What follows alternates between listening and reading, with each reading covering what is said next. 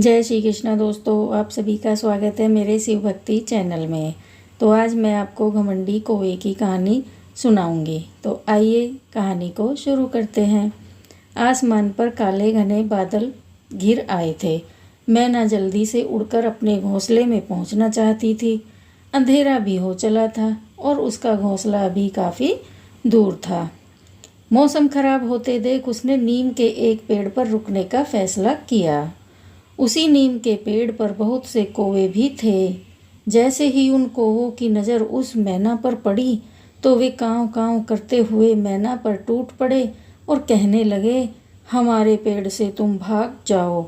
मैना ने डरते हुए कहा, भाई, पेड़ तो सभी का होता है और फिर मौसम भी खराब है, कभी भी बरसात हो सकती है। तुम लोग मुझ पर तरस खाओ और कुछ देर मुझे यहाँ रुकने दो।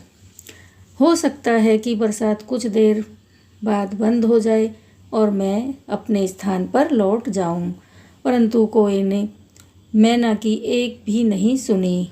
अंततः मैना उनके भय से भयभीत होकर उस पेड़ से उड़कर दूसरे पेड़ पर जाकर बैठ गई। संयोग से उस पेड़ की एक डाली टूटी होने के कारण वहाँ कोटर बन गया था, यानी कि खोखली जगह थी। मैना उसी कोटर में जाकर बैठ गई। कुछ ही देर में तेज बारिश होने लगी और ओले भी बरसने लगे।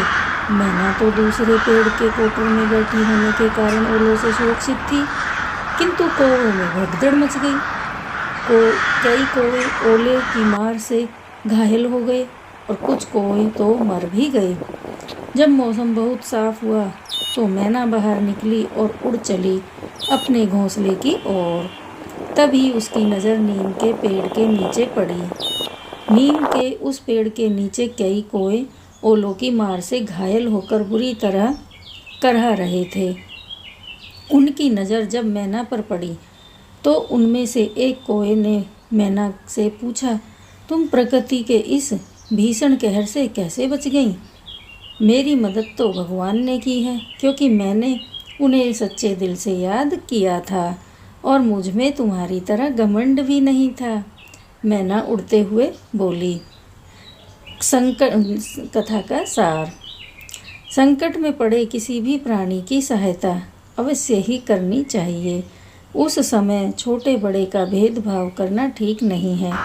कौवे जिस पेड़ पर बैठे थे उस पर उन्होंने मैना को नहीं बैठने दिया।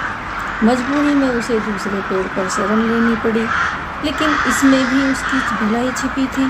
ओले पड़ने पर पहले पेड़ पर बैठे कौवे को हताहत हो गए, लेकिन दूसरे पेड़ के कोटर में छिपी मैना सुरक्षित बच गई। यह सत्य है कि यदा कदा बुराई में भी भलाई छिपी होती है, अहित में भी हित समाहित होता है।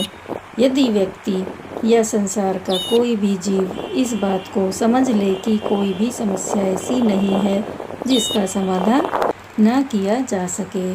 तो दोस्तों, कैसी लगी कहानी? लाइक करना, शेयर करना, कमेंट बॉक्स में जय श्री कृष्णा, जय श्री